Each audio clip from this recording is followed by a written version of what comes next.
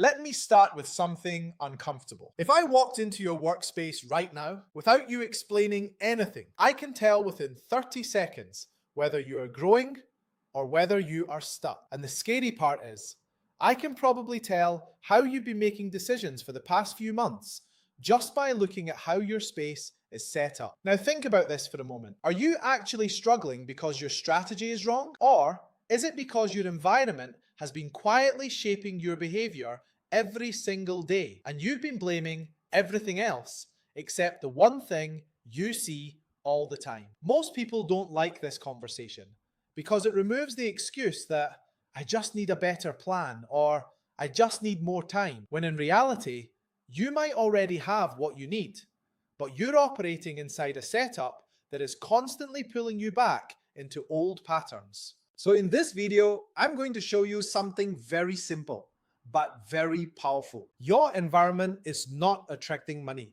It is shaping your behavior. And your behavior is what determines your decisions, and your decisions are what create your results.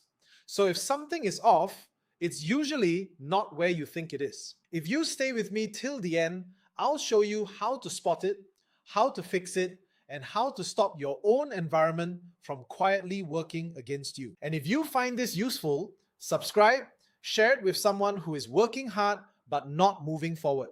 And then join the Destiny Architect Telegram chat, because that's where we go deeper into these conversations without all the surface level noise. Now let's break this down properly. The first thing you need to understand is this: your environment doesn't directly give you money. It shapes how you behave, and that behavior affects the quality of your decisions. When you walk into a messy workspace, nothing magical happens to your bank account, your money doesn't suddenly disappear, but something else happens that is far more dangerous. You hesitate more. You delay things you already know you should do. You feel heavier than necessary, and you start telling yourself stories like you're not ready or you'll do it later when things feel better. So the environment didn't block your wealth. It influenced your behavior, and that behavior slowly changes your results over time. Let me give you something real. I've walked into offices where the business owner tells me things are slowing down, clients are harder to close, opportunities are not as clear. And when I look at their space, everything still reflects who they were 1 or 2 years ago.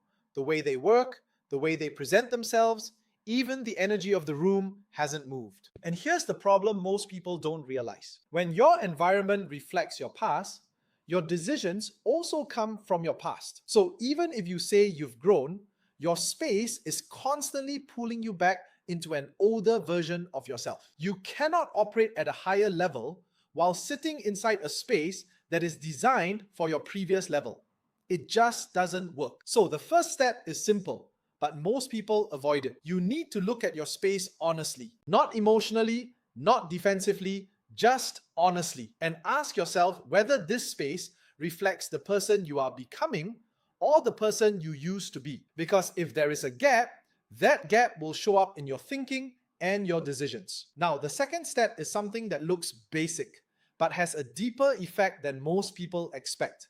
And that is your positioning. Where you sit, what you face, and what you are constantly aware of throughout your day. If your back is exposed, if you can't see what's coming into your space, if you are always reacting instead of anticipating, your body stays in a slightly defensive state. And when you are in that state, you don't make expansion decisions. You make protective ones.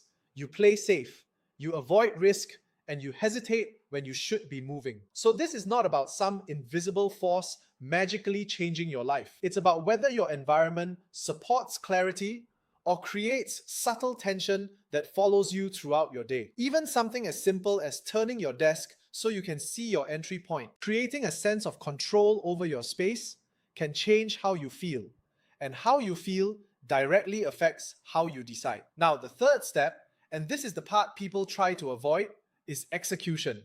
Because you can fix your environment, you can improve your setup, you can create better conditions for yourself. But if you don't act, nothing changes. This is where most people misunderstand the whole idea of using environment and timing. They think it replaces effort. It doesn't.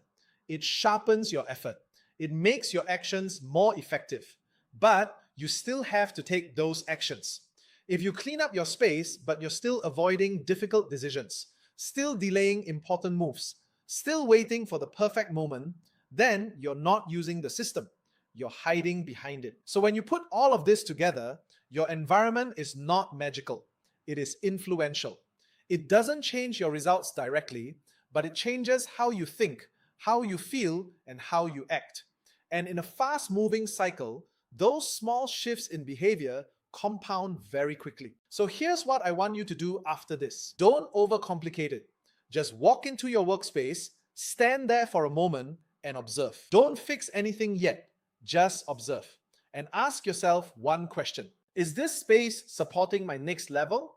Or is it quietly protecting my last one? Because that answer will explain more about your current situation than any strategy you're trying to learn right now. If this gave you a shift in perspective, subscribe to the channel, share this with someone who needs to hear this, and come join the Destiny Architect Telegram chat where we continue these conversations and actually build things properly instead of just talking about them.